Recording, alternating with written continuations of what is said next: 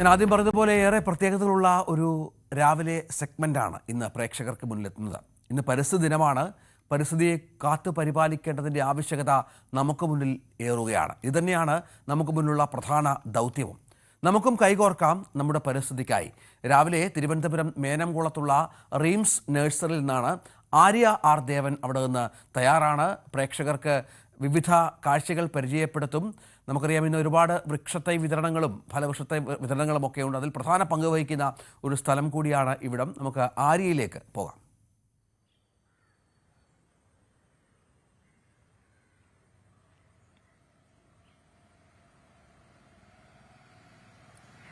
Good morning എല്ലാ പ്രേക്ഷകർക്കും ഒരിക്കൽ കൂടി രാവിലെയിലേക്ക് സ്വാഗതം. അപ്പോൾ ഞാൻ എന്തുകൊണ്ടാണ് ഇവിടെ നിൽക്കുന്നത് എന്നുള്ളത് പ്രേക്ഷകർക്ക് ഇതിനോടകം തന്നെ മനസ്സിലായി കാണും. നമ്മൾ സാധാരണയായി സ്റ്റുഡിയോ ഫ്ലോറിൽ നിന്നാണ് വാർത്തകളുമായി ചേരുന്നത്. പക്ഷെ ഇത് പരിസ്ഥിതി ദിനമായതുകൊണ്ട് പ്രകൃതിക്കും പരിസ്ഥിതിക്കും ഒക്കെ ഒപ്പം ചേർന്നുകൊണ്ട് ഇന്നത്തെ വാർത്താ ദിനം ഇവിടെ നിന്ന് അങ്ങോട്ട് തുടരാം എന്ന് വിചാരിച്ചു. അപ്പോൾ ഞാൻ ഈ നിൽക്കുന്നത് കണിയാപുരത്ത് മേനംകുളത്തുള്ള ഒരു റീംസ് ഗാർഡൻ എന്ന് പറയുന്ന ഒരു നഴ്സറിയിലാണ്. ഇവിടെ ഒരുപാട് വ്യത്യസ്ത ഇനം ചെടികളും വൃക്ഷഫല തൈകളും അങ്ങനെ നമ്മൾ കണ്ടിട്ടില്ലാത്ത കേട്ടിട്ടില്ലാത്ത എന്നാൽ കഥകളിൽ കേട്ടിട്ടുള്ള നോവലുകളിൽ കേട്ടിട്ടുള്ള പഴമക്കാർ പറഞ്ഞു കേട്ടിട്ടുള്ള അങ്ങനെ ഇപ്പോൾ നമുക്ക് അത്തരത്തിൽ കാണാൻ കഴിയാത്ത ഒരുപാട് ചെടികളും വൃക്ഷത്തൈകളും ഒക്കെ ഉള്ള ഒരു സ്ഥലത്താണ് കേട്ടോ നിൽക്കുന്നത്. Reams garden. റീംസ് ഗാർഡൻ എന്ന് പറഞ്ഞാൽ ഒരു പക്ഷേ ഒരുപാട് പ്രേക്ഷകർക്ക് ഇതിനോടകം തന്നെ മനസ്സിലായി കാണും. കാരണം നിങ്ങൾ യൂട്യൂബിലൂടെയും ഇൻസ്റ്റഗ്രാം റീൽസിലൂടെയും ഒക്കെ ഈ സ്ഥലത്തെക്കുറിച്ചും ഇതിന്റെ ഓണറെ കുറിച്ചും ഒക്കെ നല്ല പരിചിതരായിരിക്കും. അപ്പൊ ഞാൻ സമയം കളയാതെ തന്നെ ആ റീംസ് ഗാർഡൻസിന്റെ ഓണറെ ഇങ്ങ് വിളിക്കുകയാണ്. റീംസ് നമുക്കൊപ്പം ചേരുകയാണ്. നമസ്കാരം, വെൽക്കം. അപ്പം ഞാൻ തുടക്കത്തിൽ പറഞ്ഞ പോലെ തന്നെ ഒരുപാട് വ്യത്യസ്തമാർന്ന തൈകളുള്ള ഒരു സ്ഥലത്ത് നിന്നാണ് ഞാൻ ചേരുന്നത്. അപ്പോൾ ഇന്നത്തെ ഒരു ദിവസം നിങ്ങളെ പരിചയപ്പെടുത്താൻ ഏറ്റവും അനുയോജ്യമായ ഒരു സ്ഥലം എന്ന് തന്നെ വേണമെങ്കിൽ പറയാം. കാരണം ജൂൺ 5 പരിസ്ഥിതി ദിനമായി ഇന്നത്തെ ഒരു ദിവസമെങ്കിലും നമ്മൾ ഒരു മരമെങ്കിലും നടണ്ടേ, ഒരു ചെടിയെങ്കിലും നടണ്ടേ, ആ ഒരു സന്ദേശം പ്രേക്ഷകരിലേക്ക് എത്തിക്കുക എന്നുള്ള ഉദ്ദേശം മാത്രമേ ഇവിടെ വെച്ച് ഇന്നത്തെ നമ്മുടെ വാർത്താ ദിനം തുടരുന്നത് കൊണ്ട് ഉദ്ദേശിക്കുന്നുള്ളൂ. അപ്പൊ നമുക്ക് വാർത്തകളും വിശേഷങ്ങളും ഒക്കെ കാണണം. ഇന്നത്തെ എല്ലാ പ്രധാനപ്പെട്ട വാർത്തകളിലേക്കും ഇന്ന് നമ്മൾ പോകുന്നുണ്ട്. പക്ഷെ അതിനോടൊപ്പം തന്നെ നിങ്ങൾക്ക് വേണ്ടിയിട്ട് പുതിയ വൃക്ഷത്തൈകളും ചെടികളും ഒക്കെ പരിചയപ്പെടുത്തുകയാണ്. അപ്പൊ ഞാൻ തുടക്കത്തിൽ സൂചിപ്പിച്ചതുപോലെ തന്നെ ഒരു പക്ഷേ നമ്മൾ അങ്ങനെ കണ്ടിട്ടില്ലാത്ത കേട്ടിട്ടില്ലാത്ത ഒരുപാട് ചെടികളാണ് കേട്ടോ ഇത് നമ്മൾ പരിചയപ്പെടാൻ പോകുന്നത്. അപ്പൊ ആദ്യം തന്നെ എനിക്ക് റീംസ് ഗാർഡനെ കുറിച്ച് കണ്ടപ്പോഴും അറിഞ്ഞപ്പോഴും ഒക്കെ വ്യത്യസ്തമായിട്ട് തോന്നിയിട്ടുള്ള ഒരു കാര്യം എന്താണെന്നറിയോ? ആ ചെടിയെ കുറിച്ച് തന്നെ പറഞ്ഞ് നമുക്ക് തുടങ്ങാം എന്ന് തോന്നുന്നു. മറ്റൊന്നുമല്ല, ശംഖുപുഷ്പം. ശംഖുപുഷ്പം നമുക്ക് എല്ലാവർക്കും അറിയാം, ഒരുപാട് ഔഷധ ഗുണമുള്ളതാണ്. നമ്മുടെ ഒക്കെ മിക്കവരുടെയും വീട്ടിലുണ്ടാവും. അതിന്റെ ഭംഗിയൊന്ന് വേറെ തന്നെയാണ്. പക്ഷേ നമുക്കെല്ലാം ശംഖുപുഷ്പത്തെ ഒരു ചെടിയായിട്ടല്ല അറിയത്തുള്ളൂ. ഒരു വള്ളിപ്പടർപ്പ് പോലെ ഇങ്ങനെ പടർന്നു കയറുന്ന ഒരു ചെടിയായിട്ട് മാത്രമേ അറിയത്തുള്ളൂ.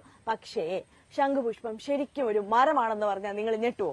ഞാൻ ഞെട്ടി കേട്ടോ. നിങ്ങൾ എത്ര പേർക്ക് അറിയാമെന്ന് എനിക്ക് അറിഞ്ഞുകൂടാ, ഒരു പക്ഷെ അറിയുന്ന ആളുകളും ഉണ്ടാകും. എന്നാൽ ശംഖുപുഷ്പം ഒരു മരമാണ്, ഒരു വലിയ മരം. ആ മരം ഇവിടെ ഉണ്ട്. നമ്മൾ ആ വ്യത്യസ്തതയിൽ നിന്ന് തന്നെയാണ് ഇന്നത്തെ വാർത്താ ദിനം, നമ്മുടെ പരിസ്ഥിതി ദിന സ്പെഷ്യൽ രാവിലെ തുടരുന്നത്. അപ്പൊ റീംസ് പറഞ്ഞു തുടങ്ങിക്കോ. എന്നേക്കാൾ കൂടുതൽ എന്തായാലും ഈ വിഷയത്തെ കുറിച്ച് അറിയാവുന്നത് റീംസിന് തന്നെ ആയിരിക്കുമല്ലോ.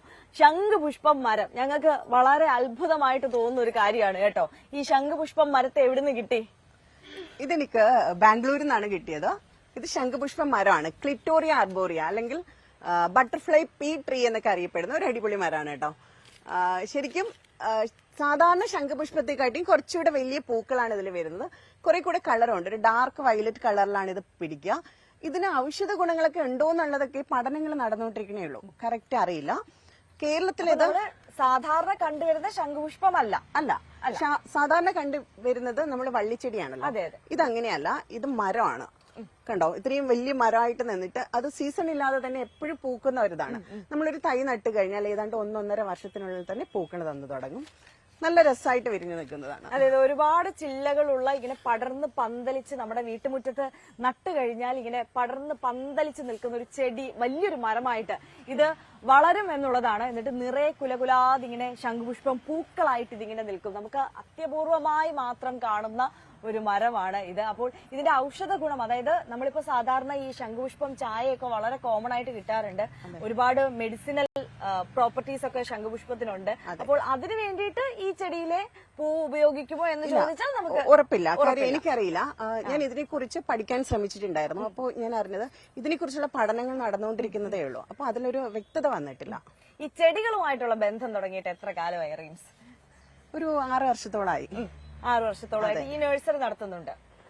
അതെ, 6 വർഷത്തോളമായിട്ട് നഴ്സറി നടത്തുന്നുണ്ട്. ചെറുപ്പം മുതല് ഈ ചെടികള് എനിക്ക് ചെടികൾ ഭയങ്കര ഇഷ്ടമായിരുന്നു.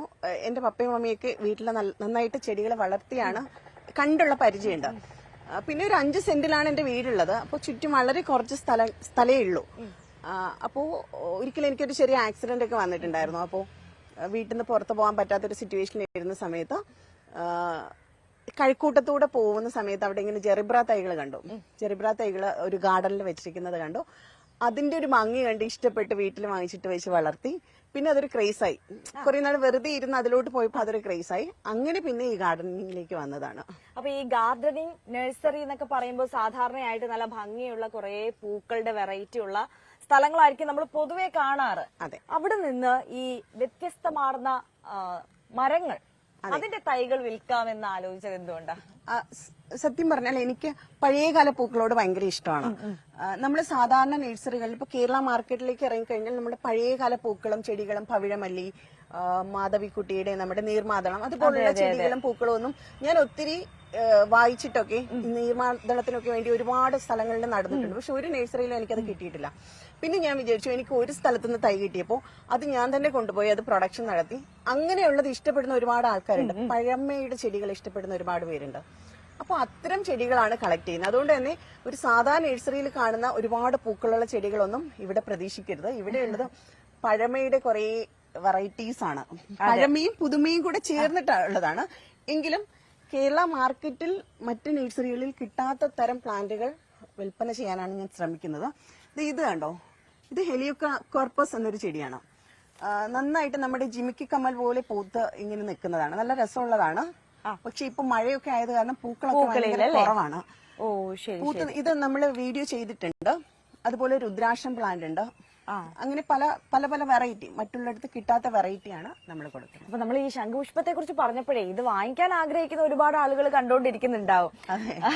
അപ്പൊ അതിന്റെ റേറ്റും കാര്യങ്ങളും ഒക്കെ എങ്ങനെയാണ് വരുന്നത്? വെറൈറ്റി ആണല്ലോ, റേറ്റ് കൂടുതലായിരിക്കും? റേറ്റ് കൂടുതലൊന്നും അല്ല. നമ്മുടെ കയ്യിൽ നിന്ന് ഏതാണ്ട് 5000-ന് പുറത്ത് തൈകൾ ഇത് നമ്മൾ സെയിൽ ചെയ്തിട്ടുണ്ട്. ഈ ശംഖുപുഷ്പം മാത്രം? അതെ, ഈ മരം മാത്രം. അപ്പൊ ഇത് 180 രൂപയ്ക്കാണ് നമ്മൾ ചാർജ് ചെയ്യുന്നത്. അത് ശരി. അതെ, നമ്മുടെ വെബ്സൈറ്റ് ത്രൂ പർച്ചേസ് ചെയ്യാൻ പറ്റുന്നതാണ്. അപ്പം റീംസിന് ഞാൻ നേരത്തെ സൂചിപ്പിച്ചതുപോലെ തന്നെ ഇൻസ്റ്റാഗ്രാം പേജും യൂട്യൂബ് ചാനലും ഉണ്ട്. യൂട്യൂബ് ചാനൽ എത്ര ഫോളോവേഴ്സ് ഉണ്ട്? 2,00,000 അധികം ആളുകൾ ഫോളോ ചെയ്യുന്ന ഒരു യൂട്യൂബ് ചാനലാണ്. നിങ്ങൾക്ക് അറിയാം, സ്വാഭാവികമായിട്ടും നമ്മൾ ഈ ചെടികളെ ഇഷ്ടപ്പെടുന്ന ആളുകളൊക്കെ ഒരിക്കലെങ്കിലും റീംസ് ഗാർഡൻസിലെ ചെടികളുടെ വീഡിയോസ് ഒക്കെ കണ്ടുപോയിട്ടുണ്ടാകും. അത്രത്തോളം ലൈക്സും ഷെയർസും ഒക്കെ വരുന്ന ഒരു ചാനലാണ്. ഇൻസ്റ്റാഗ്രാം ആയിക്കോട്ടെ, യൂട്യൂബിലായിക്കോട്ടെ. അപ്പോൾ ഇത് ക്ഷേത്രമണിമുല്ലയാണ്. ഇത് ശരിക്കും പറഞ്ഞാൽ ഒരു ദൈവിക പരിവേഷമുള്ള ഒരു ചെടിയായിട്ടാണ് കണക്കാക്കപ്പെടുന്നത്. നല്ല രസമുള്ള മുല്ലപ്പൂക്കളാണ്. സാധാരണ നമ്മുടെ മുല്ലപ്പൂക്കൾ മുകളിലോട്ട് വിരിഞ്ഞല്ലേ നിന്ന് കാണാം. ഇതങ്ങനെയല്ല, ഇത് താഴോട്ടാണ് ഇങ്ങനെ തൂങ്ങി നിൽക്കുകയാണ്. ശരിക്കും ഇപ്പം മഴയായതുകൊണ്ട് തന്നെ പൂക്കളില്ല. ഇതിന്റെ തൈകൾ നമ്മൾ വിൽപ്പനയ്ക്ക് വെച്ചിട്ടുണ്ട്. ശരിക്കും ബുദ്ധമത വിശ്വാസ പ്രകാരം ഈ ഒരു ചെടി വീടുകളിലും അമ്പലങ്ങളിലും ഒക്കെ വെക്കുന്നുണ്ട്. നല്ല ഒരു നല്ല രസമുള്ള ഒരു സുഗന്ധമാണ്. ഭയങ്കര ഒരു മുല്ലയുടെ മണമല്ല, ഒരു ഹൃദ്യമായ പിന്നെ ഇങ്ങനെ കൊലയായിട്ട് തൂങ്ങി കിടക്കുമ്പോൾ ഭയങ്കര രസമാണ്. ഇത് ബോൺസായി ആയിട്ട് വീട്ടിനുള്ളിലും ഒക്കെ വളർത്താൻ പറ്റുന്ന തരത്തിലുള്ള ഒരു ചെടിയാണിത്. അങ്ങനെ ഒരുപാട് ചെടികളാണ് പ്രേക്ഷകരെ പരിചയപ്പെടുത്താൻ ഈ ഒരു മണിക്കൂറിൽ മാറ്റി വെച്ചിട്ടുള്ളത്. ഇത് വെറും ഇൻട്രൊഡക്ഷൻ മാത്രമാണ് കേട്ടോ. ഒരുപാട് വ്യത്യസ്തമാർന്ന ചെടികൾ, മരങ്ങളുടെ തൈകൾ ഒക്കെ പ്രേക്ഷകരിലേക്ക് എത്തിക്കാം.